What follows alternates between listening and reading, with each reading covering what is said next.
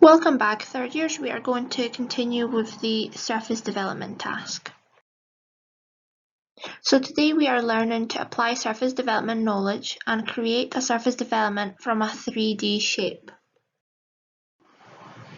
Just before we get started, let's quickly recap last lesson. So surface development is a layout of an object drawn on a single plane, so any 3D shape that's been unfolded into a 2D format. In surface development, we also use the British standard for fold lines, which is shown below, and it's long line, short, short, long, short, short, long, and so on. For today's lesson, you will need, if you're doing things manually, you will still need a phone camera, paper, pencil or a pen. Straight edge is optional, but will come in quite handy. If you're doing things digitally, you will still need a phone camera. You can then do your work on Paint, Word, PowerPoint, on whatever software you've got on your computer. Or you can do your work fully on your phone. So again, that's phone camera, and you can download the drawing app. I personally use Sketchbook, Draw and Paint app myself, and I find that this one works quite well for most things. Task 1. Find a packaging example in your house and photograph it in its 3D form. I do apologise for the car noises in the background. Apparently the road's very busy just now.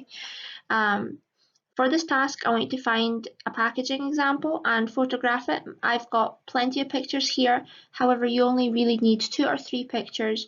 One where we can see your packaging from a pictorial view, meaning that you can see 1, 2, 3 sides, and one that will show you the content. So this would be a good example here and here, where we can see what's happening on the inside, so we can see the little tabs and where they go. You don't have to have an empty box, so if there's contents in the box and you can't remove them, just leave them inside. If you don't have an example packaging in the house, you can Google an example packaging and just make sure that there's a variety of pictures showing your packaging from lots of different angles, making your next task a little bit easier. At this point, I would like you to pause and first of all find a packaging that you can do a surface development for.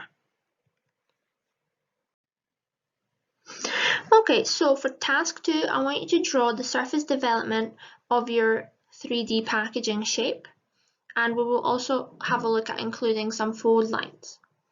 So for my one, I'm actually going to start with that back face there, which is just a rectangle. From that face, I'm going to make my way round, and I'm going to take that over to the right side, which is a slightly narrower rectangle. I'm going to follow the same process, go around that edge and pop in that front. And again, same process, go around that corner and pop in the thinner side.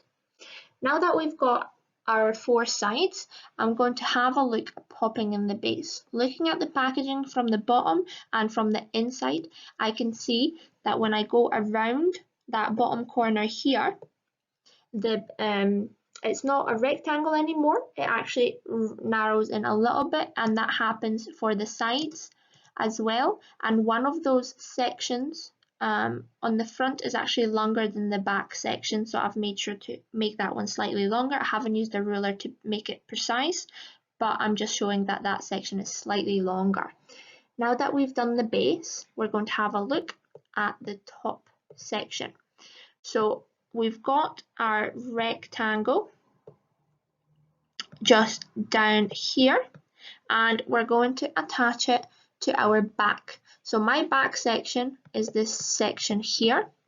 So that rectangle will go there, and this section, if I look closely, is just slightly longer than my side. Going round that edge, so again, similar process, going round the edge to get to the front part. This section is just slightly longer, and it finishes off with a slightly narrower section, so I've popped that in as well. One last little thing we have to do is put the sides in for the lid, and they're just triangular shapes on each side. Again, I haven't measured this, but I know that they will look roughly like this. Before we add our fold lines, what we've got to do is think about the tabs. That's why I wanted you to have a picture from the inside so you can see exactly where the manufacturer has put the tabs in. In my one, there's one on the edge so that when we fold it up, we've got a rectangular shape that's secure. There's two little ones on the top here. However, they're not glued, they're just there. And there's two little tabs that are quite weird shape to secure the lid into place. I haven't put the fold lines in, but let's have a think about where my fold lines would go. So if I see edge, that means there's a fold line. It's a harsh bend. So I know that my fold line would go along this edge here.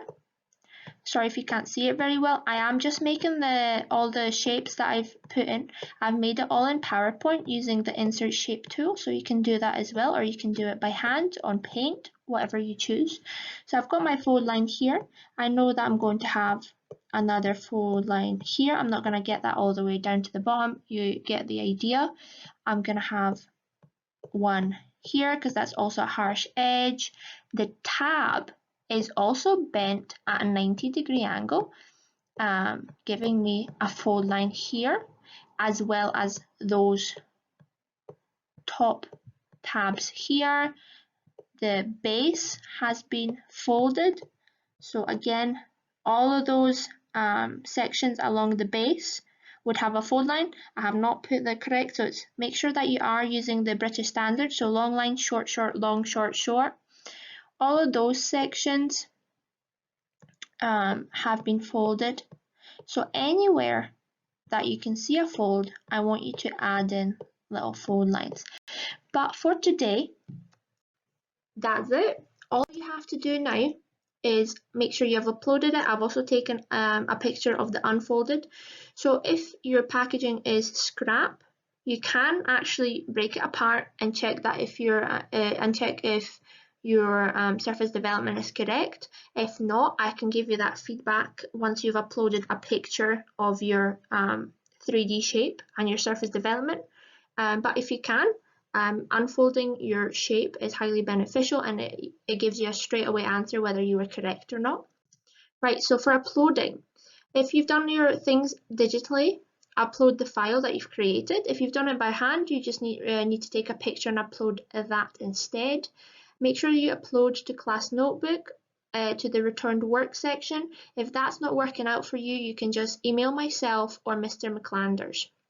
Thank you for anyone that's taken part, guys. I hope you are all doing well, and till the next time.